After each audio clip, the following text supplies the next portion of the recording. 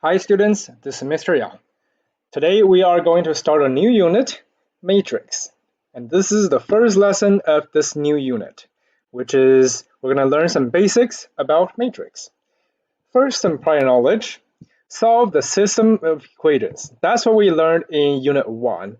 And we have learned in 1.7 and 1.8 about how to solve system equations, which is elimination and substitution. If you have forgotten how to do them, you can go back and refer to those two lessons. So A, for this question, you may notice that x is kind of by itself already, so it's easy to isolate it.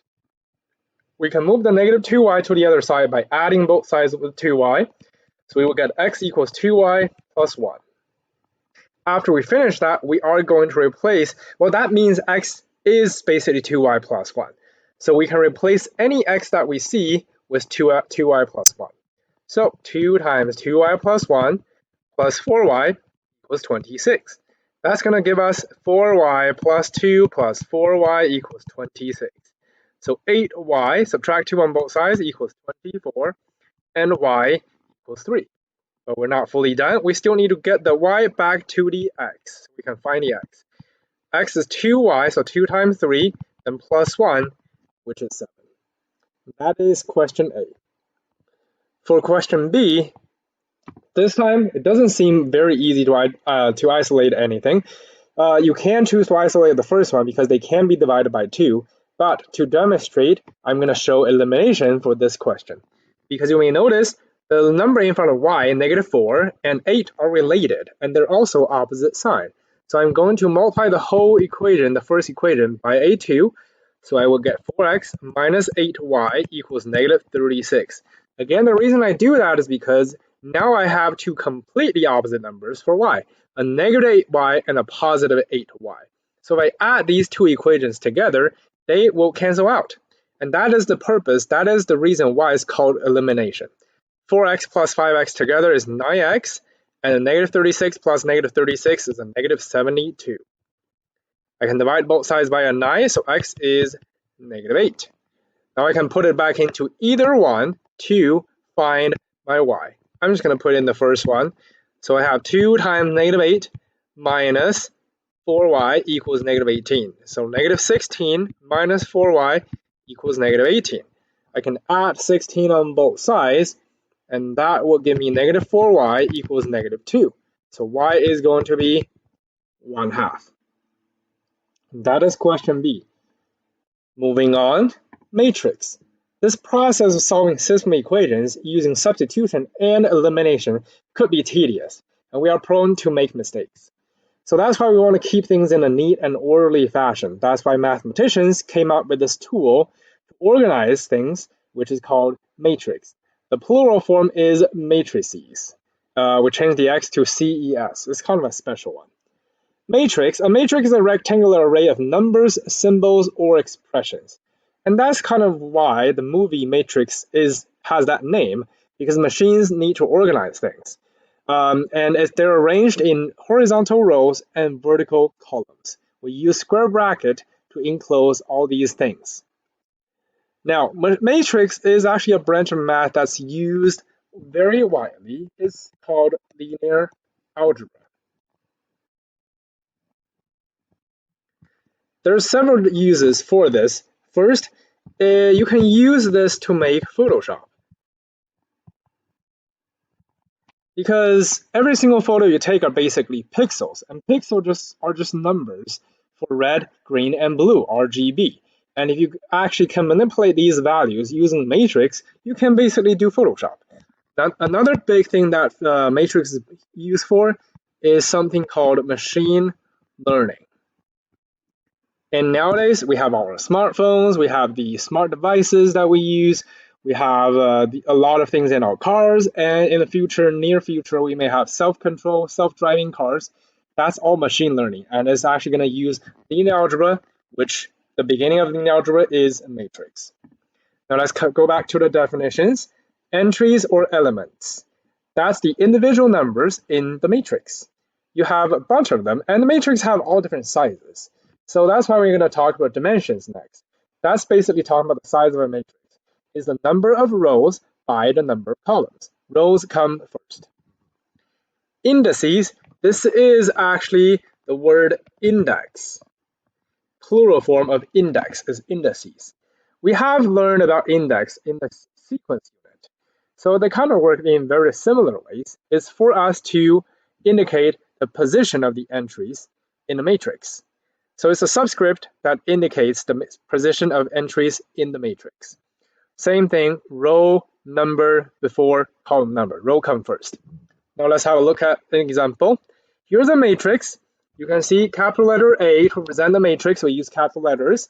And then square bracket with a bunch of numbers that leave some space in the middle to represent a matrix.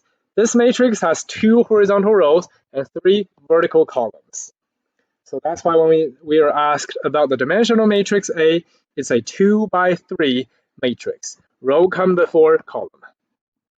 And next, looking at the specific value right here, -6. That is in the first row, third column.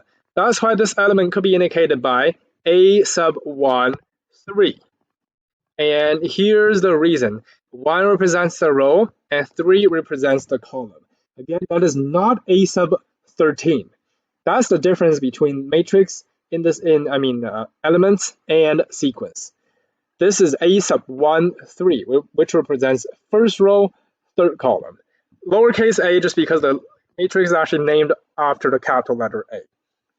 So now we want to find A sub 2, 1. That means we need second row, first column, which is 1. As for the reason, I just said it. It's in the second row and the first column. Now time for some practice examples.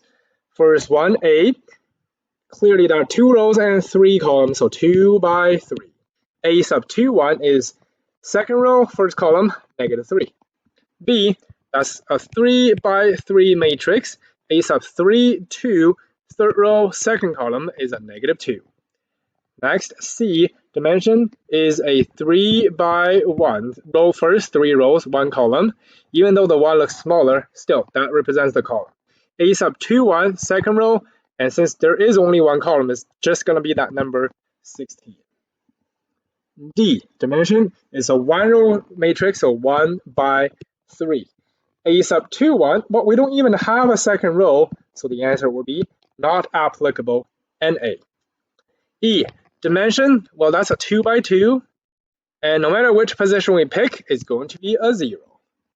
F, that is a 3 by 4 matrix, 3 rows, 4 columns, and A sub 3, 4 means the third row, fourth column, which is a -3. That is F. Now some more definition. Matrix is all about details, so it depends on your ability to correctly identify the dimensions of a matrix and the position of each entry. So dimension is actually very important. When we get to the operations, a lot of time, that is the very first thing we need to check to make sure. Equal matrices. Just like when we describe 2 things are equal, they have to be identical in every single aspect. Same thing with matrices. They have to have the same dimensions to begin with, and then every single entry in there needs to be the same. So they have to be equal entry by entry accordingly. Example 2, we are going to look at the matrix and decide if they are equal. So first, A, we're going to check the dimensions first. The first matrix, 3 rows, 2 columns, so that's a 3 by 2. Second one, 2 rows, 3 columns, that's a 2 by 3. So already they are not equal because they don't have the same dimensions. And there's my reason. B, they're both 3 by 3. They're both from 1, 2, 3, 4, 5, 6, 7, 8, 9. Entry by entry, they're all the same. So yes, they are equal. For C, that's a 2 by 2. That's a 2 by 2. Good start. Now we need to check the values. Square root of 1 is 1. 6 over 3 is 2. Square root of 9 is 3. Perfect so far, but 2 to the 4th power is actually a 16. That is not the same. So no, not the same last entry. That's C. Moving on, example 3. This time it's asking you to decide if the matrix could be equal. That means you are checking the dimensions, and if they have the same dimensions, they potentially could be equal. So let's check. First, for A, that's a 1 by 2. That's also a 1 by 2. So yes, they have the potential to actually be equal. Now we just need to make them equal. So the first position needs to be the same. 2y needs to be the same as 8. That will give you y equals 4. Next, the 6 would have to be the same as 2x. So 6 equals 2x. That will give you x equals 3. Now B, that is a 2 by 1 matrix. That is also a 2 by 1 matrix. And they have the potential to be the same. Now we just need the values to actually be the same. First position, 3x and 9 needs to be the same. So x equals 3. Next, negative 5y and 15 needs to be the same. So negative 5y equals 15. After solving, y is negative 3. That's question B. Question C. That's something you need to be very clear. Because there's a plus sign, typically we don't write a plus sign in front of anything. So that would indicate that 2y plus x is actually together. There's no space in between them. So that right side is still a 2 by 1 matrix, same as the left side of 2 by 1. So they have the potential to be the same. Now we need to set them equal to each other and solve the equations. Y equals 3x minus 2 is the first one, and 3 equals 2y plus x is the second. Now we can see the y is already isolated, so that means wherever we see y, we can replace it with 3x minus 2. So right here. 3 is going to equal to 2 times replacing the y with 3x minus 2 and a plus x on the end.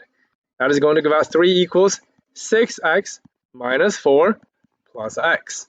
So 3 equals 7x minus 4, which means 7 equals 7x. So x would be 1. But we're not fully done. We all still need to put it back in so that we can find our y. Y is going to be 3 times 1 minus 2, which is 1. And that is the final answer for x and y. Now D, first dimension, that's a 2 by 1. And the second matrix, that's a 2 by 2. Clearly, they don't even have the same dimensions. So no, they can't be equal because they do not have the same dimensions. Not the same dimensions. There we go. Last part. Matrix is also helpful when we organize data and perform similar operations. So before we actually start learning about how to perform operations next, let's first learn how to organize information. Example 4. That is a long question, but let's have a look at what we are supposed to do first. Organize the data into 2 matrices, with the first one indicating number of items, and the second one indicating the prices. Well, so let's actually look at the items first. That means we're ignoring anything that we see about dollars. So first, a travel agent offers 3 different travel packages. We already know 3 is going to be one of the dimensions. We can keep on reading and see package A, package B, and package C. There we go. We have the 3 packages. You don't have to list the ABC this way. You can also list the ABC this way, and then the other things would just be like that. And you will still end up having the same information, just kind of presented in a different way. So next, inside each package, we may see package A have 4 nights of a hotel, 3 passes, and 5 meals. Package B, 3 nights of hotel, 4 passes, and 7 meals. Package C, 5 nights of hotel, 4 passes, and no meals. So they're all about hotel, passes, and meals. So hotel, passes, and meals. Now we already know our matrix is going to be a 3 by 3. Let's make the matrix. For package A, 4 nights, hotel, 3 passes, and 5 meals. There we go. For package B, 3 nights, 4 passes, 7 meals. Package C, 5 nights, 4 passes, no meals means a 0. So that is the first matrix that's indicating the number of items.